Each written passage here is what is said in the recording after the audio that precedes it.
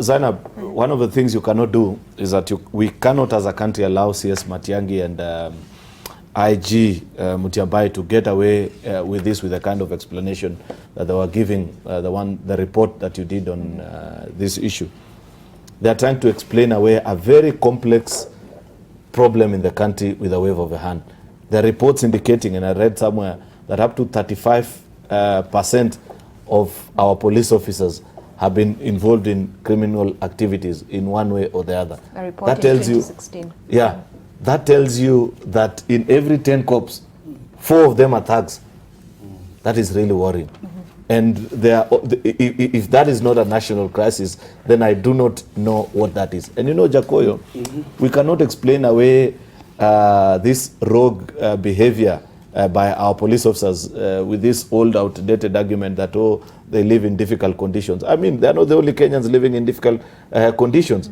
What will you say of teachers who are posted from Game to Garissa, not given even anywhere to live? They live in back room of small town, town estates. So that cannot be an explanation. You know, there is no prize for good morals that you say that, oh, if you accommodate me to a certain level, then I will behave properly. IG Mutyambai, because constitutionally he is squarely in charge of the administration of our police service, needs to give the country, first of all, an assurance that things are okay.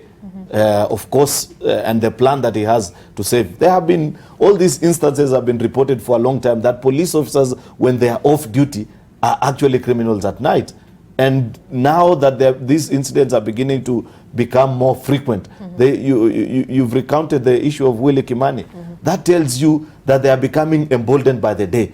That I can arrest you, put you in a police station, and get you out and kill you, without any fear that at least there will be a trail, to know that Mwaura had been arrested and earlier on was in the custody of Eseli. If things have gotten to that level, we should really be worried as a country. And IPOA, I do not know where IPOA comes in and what are the systemic challenges that they continue to face, because in their design of office, then it was expected that IPOA will actually check on the excesses of a police service. But do you think there's issue within the structure itself? I think so, because I saw the other day, first of all, I think the institution is moribund. There were all these squabbles that you are reading about the last few days about the chair recalling, I don't know, the CEO and the board having all these kind of wrangles. I do not know of any convictions that they've been able to secure. I have a case in my county where police officers, up to 12 of them, raided a particular individual's home, ended up killing him together with his wife. It's only about 2 weeks ago, after pressure from us leaders, that these officers were interdicted. It took almost 3 years.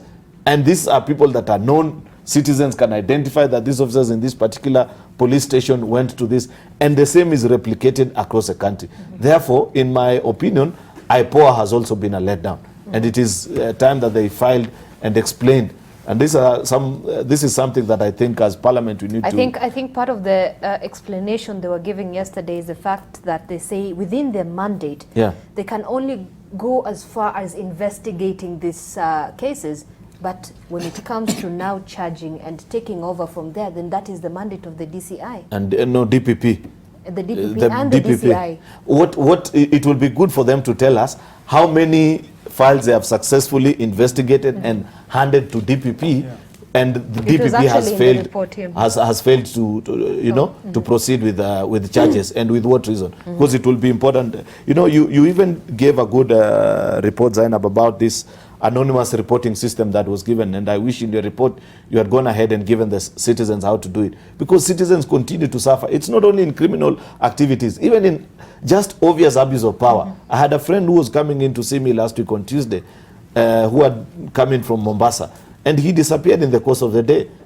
I thought maybe he got busy or something, only for him to reappear at 6 p.m. and he told me, you know what, I met police officers who asked who I am, and when I asked them to first identify themselves, they said I'm interfering with the job. They locked me up for the entire day. Those kind of incidents continue to happen despite the fact that we have a new constitution. If Kenyans knew about this anonymous reporting system and how to do it, it will be good that they place a particular issue and say, on such and such a day, Officer XYZ, while on duty belonging to this police station, abused power. Then these cases can be investigated. But as is the case currently, we really ought to worry. We really need to worry as a country. Even this multi-agency team, you know, I've heard Cheruiyot, you're trying to explain how the DCI has reformed and that kind. Yesterday I met members of Trade Committee of the National Assembly, and they were talking about, you remember the issue of mercury in sugar, and you know how that sugar, the contaminated sugar, how it was kept away.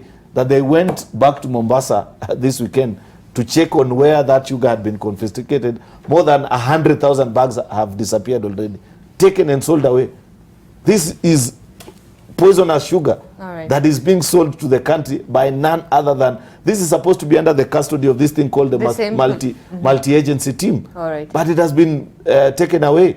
So it tells you that things have actually collapsed. All right, Mheshimiwa Eseli, you know, you spoke about this a little bit earlier before the rest of the panelists arrived. But you know, this issue of welfare, and of course you had what the chair of IPO had said, could it be? She was asked, could it be that is welfare issues? It's not welfare. It's not welfare. You know, historically, the police during colonial era were actually very suppressive to the citizens. And they were used by the colonial government to keep citizens in check and in fear. They have never removed that psychology from the police up to today.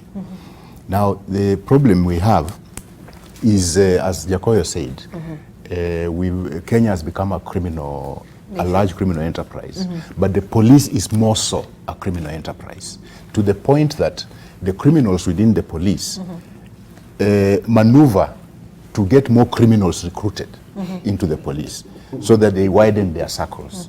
And they are also linked to the criminal rings in the country. So it has become a criminal enterprise. And this whole problem is also, how do we recruit them? So the problem starts from the recruitment process. How do we recruit them? I know of times when we elected leaders get letters to bring in people to the police. And then they go to the villages and bring in village tyrants, village bullies, their campaign people who are thugs, and put them into the police. So we have messed it up by the type of who we recruit. Then two, even after recruitment, who checks these people? Which psychologists are employed by the police to check who is suitable to deal with people, with citizens? Nobody's checking them. I think the best, if we are talking about reforms, we need to sort of change completely. In my view, post all these police to where they come from, their homes. That would be a very good idea. Where there are excess, retrench. Where there are too few, increase. These people are from that village. People know that person. If that person is a criminal, the people will say, no, this one, we can't have this one as a police. And if you go to the developed world, that's how police are recruited. That way, you have what we'd call equivalent of the federal system. Those ones who have come down from down there and they look like good police can be promoted into that service.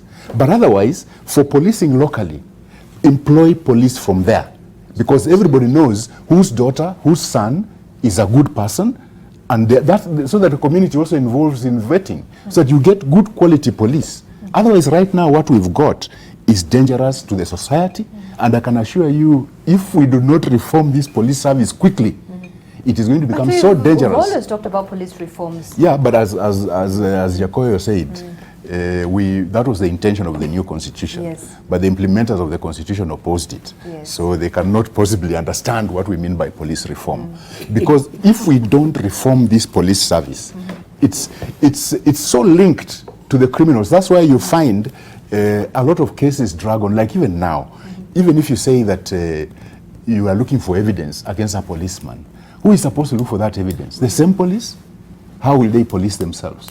I think we must face it and agree. There are good elements in the police service, but there are also some terrible, terrible elements there, whose work there is actually, I mean, you saw the vetting. You saw the vetting, how much some of them were owning, how much, even some of them opted not even to be vetted. and opted to retire. Let's face it, we have a big problem here. And if we are talking about national security, unless we relook at our police service, we are headed for trouble. All right.